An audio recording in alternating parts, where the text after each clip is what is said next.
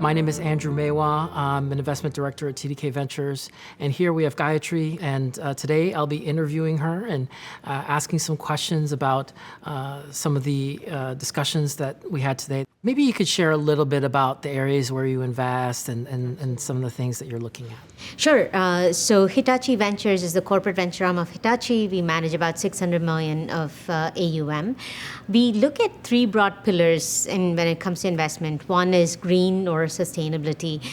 We also look at what we call connective industries. And the way I think of it is smart anything. Smart life, smart mobility, smart transportation, smart building, smart city, right? So everything from healthcare to Industry 4.0 to mobility is one of the pillars.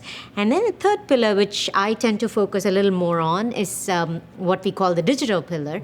And we look at any technology that is an enabler for digital transformation. So it's more of an horizontal, unlike the green and the connective industries, but we are very excited about the potential of technology from a transformation standpoint, but we also look at sort of digitization or digital transformation happening in a certain industry vertical, say healthcare, or a function like supply chain or areas where things used to be pen and paper or Excel, but digital technologies like RPA or other automation enables things to happen faster, more efficient, better time to value, and better time to market. So we typically like to invest in Series A, Series B. Stage of the company, we can lead, co-lead, or follow. So it's wonderful, if I may say so myself. Excellent. It is wonderful. Definitely exciting areas that you shared, and certainly digital transformation is the heart of DX Week. That's right. When you start thinking about digital transformation, what were some of the topics that were discussed today that you think are perhaps front and center in terms of digital transformation? Absolutely. I mean, so much was covered between the panel and the keynote today, right? And of course, I'll be remiss if I don't use the word ChatGPT or generative AI, so I'll throw it in there for good measure. But sort of the talk around singularity being around, a decade is not that far. For someone to say singularity is 10 years from now is kind of awe-inspiring and scary all at once. So some of the areas that were discussed around sort of ethical AI, responsible AI, explainable AI was also very interesting. I think there was conversations around quantum computing, right? We at Hitachi have an investment in that area as well, more around marketplace and enablement. Think about it as a middleware. We've invested in a company called Strangeworks. And Hitachi itself, as a conglomerate, we are actively working on quantum technologies as well. I think we covered a very broad range, but at the end of the day, the way I think about things when I strip back all the buzzwords and the technology is, what are the ultimate use cases? What does the technology do to drive sort of humankind or the world forward, right? So is it more efficiency? What is the underlying sort of use case? There were also talks around sort of application of AI in healthcare. And I frankly feel like healthcare is an area which doesn't get a lot of exposure. It has traditionally been behind from a technology standpoint. So it's kind of interesting to see the impact of technology in healthcare as well. So truly, as I said, quite a wide range of topics and all relevant and interesting.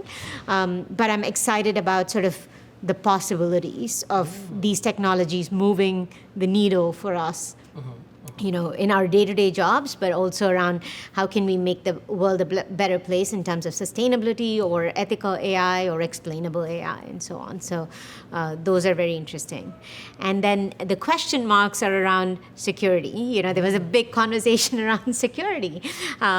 What happens if you have identity theft, what do you do, right? Those are big concerns. And things that you experience and you can relate to, but you don't want that to happen. So I think there's a lot of interesting areas for VCs today to look at, thanks to technology, both from development and evolution of sort of progress, and also in terms of what are the pitfalls to avoid as well. Here at DX Week, one of the things that we try to emphasize is innovation that leads to positive impact for the planet.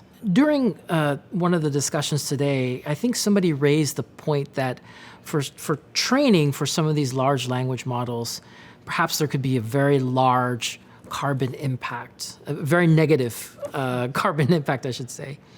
What are some of your views on the right way that some of the innovative companies can approach this so that we can have positive impact to society? While we talk about sort of AGI or singularity and how far AI and machine learning have come, I still feel like there's so much that we don't know today in terms of how our human body operates. I mean, as you said, the carbon footprint of training these large language models is so immense. But look at how our brain operates. We don't need the power consumption of a human brain is much more, limited, right? And I think there's so much to unpack. Technology has sort of accelerated. I think there are still so many unknowns. Even something as basic as how our body operates, right? As I was telling someone, I had a medical condition, and the doctor's response was, "Oh, just pain management, take ibuprofen," and that's not preventive, right? It's more like once it's done, here's your diagnostic maintenance, and just do like your repair every now and then. But we're not going to predict failure, or we're not going to do any preemptive, solutions. That's because we don't understand how our body works and how to treat it and in the same way, I feel like our brains are so powerful, and we've so far it's all brute forced in terms of like, let me train with trillions of parameters and billions of parameters. Great, yes, retraining is more efficient, but still, what happens if suddenly there's a paradigm shift?